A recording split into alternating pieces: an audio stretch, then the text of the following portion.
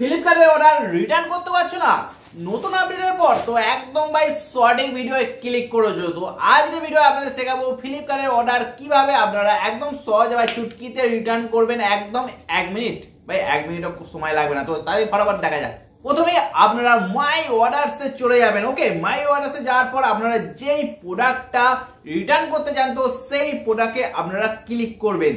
Click করার পর আপনাদের সামনে একদম উপরে দেখতে পাচ্ছেন লেখা আছে হেল্প, এই অপশনে ক্লিক করবেন। এবার আপনারা রিটার্ন আইটেমে ক্লিক করবেন। এখানে দেখতে পাবেন উপরে লেখা আছে রিজন অফ রিটার্ন, আপনারা কোন কারণে এই প্রোডাক্টটাকে রিটার্ন করতে চাইছেন। তো এখানে আপনার যদি কিছু ভাঙাভুঙি মানে কাঁচের বা অন্য কোনো জিনিসপত্র থাকে যদি ভেঙে যায় তো এখানে ড্যামেজে ক্লিক করবেন, বা কোনো যদি প্রোডাক্ট পাচ্ছে না তো এখানে ক্লিক করবেন।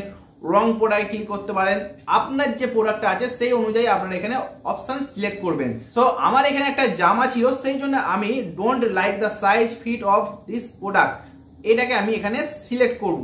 সিলেক্ট করার পর উপরে আরেকটা অপশন আসবে, এখানে আমি মিডিলে লেখা আছে ডোন্ট লাইক দ্য ফিট, এইটা অপশনটা সিলেক্ট করেছি। এবার আপনাকে কিছু কমেন্টে লিখতে হবে আপনার বক্তব্য, তো সেম টু সেম আমি এখানে লিখে দেবো। তো আপনারা সেম টু সেম লিখে দেবে, কোনো ব্যাপার নেই ভাই, আপনাকে দিমাগ খাটিয়ে কিছু আলাদা কিছু লিখতে হবে না। উপরে যা লেখা আছে সেম টু সেম লিখে দিতে পারেন।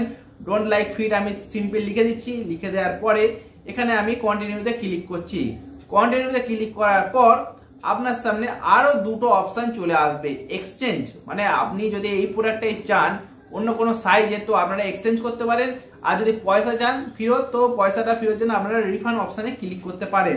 তো আমি এখানে এক্সচেঞ্জ করবো না ভাই, পয়সাটা ফেরত নিয়ে নেবো, সেই জন্য আমি এখানে রিফান্ডে ক্লিক করে আমি এখানে কন্টিনিউ করে দিচ্ছি। রিফান্ড করতে চান তো রিফান্ড করার আগে আপনার কিছু ব্যাংক ডিটেলস অ্যাড করতে হবে। তো এই সম্পর্কে জানতে চাইলে অবশ্যই একটা কমেন্ট করে জানাবেন। তো নেক্সট ভিডিওতে আমি আপনাদের শেখাবো রিফান্ড কি করে করা যায়, ব্যাংক অ্যাকাউন্ট কি করে অ্যাড করতে হয়, সবকিছু শেখাবো। নেক্সট ভিডিও কোন টপিকে জানো অবশ্যই কমেন্ট করে জানাবেন। এখন এই ভিডিওটাকে এখানে সমাপ্ত করছি। Tata, bye bye.